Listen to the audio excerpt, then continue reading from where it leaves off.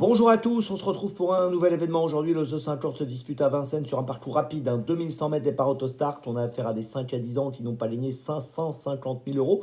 Ils sont 16 à s'affronter, 9 en première ligne, 7 en seconde ligne. Il y a quelques bons points d'appui dans cette course où logiquement on devrait retrouver quelques favoris aux premières places. On va en parler dans quelques instants. Avant de démarrer, je vous rappelle que vous pouvez vous abonner à la chaîne YouTube de The Turf. Vous pouvez aussi activer la cloche pour être informé dès que mon prono est posté. N'oubliez pas également le jeu responsable, les mentions qui sont en bas ici. Puis n'oubliez pas que le jeu responsable, c'est une sélection en 6 que je vous propose tous les jours afin d'optimiser vos investissements aux E50, bien sûr, aux jeux simples, aux jumelés, aux trios et à tous les jeux proposés.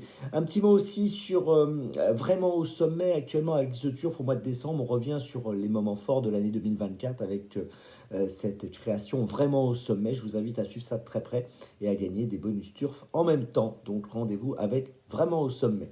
Et puis rendez-vous aussi dans mes jumelles. Dans mes jumelles, vous n'oubliez pas que c'est 4 chevaux tous les jours, 3 sélections, une petite folie.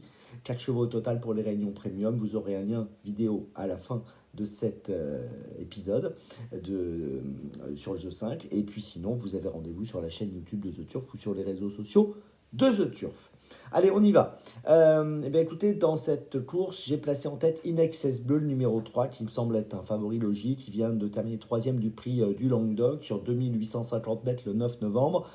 Auparavant, il avait terminé 2e du Grand Prix en Joumen. Sur ses 10 dernières courses, il a fini 8 fois dans les 5. Associé à Alexandre Abrivard, c'est le point d'appui logique de la course.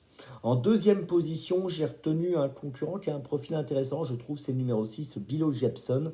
C'est un cheval qui a des qualités, il vient de finir 6e du prix du Languedoc, donc dans course dans laquelle Inexcess Bleu avait terminé 3e.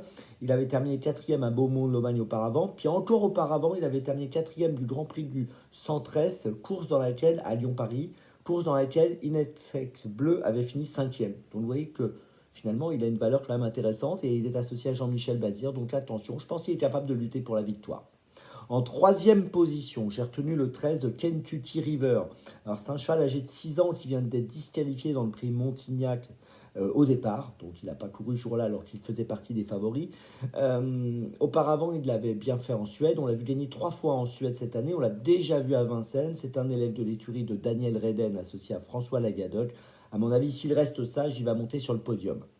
En 4e position, j'ai retenu le 4 Hannibal Tuileries qui réalise une très belle année 2024. Il vient de gagner le fameux prix de Montignac, course dans laquelle Kentucky River est parti au galop.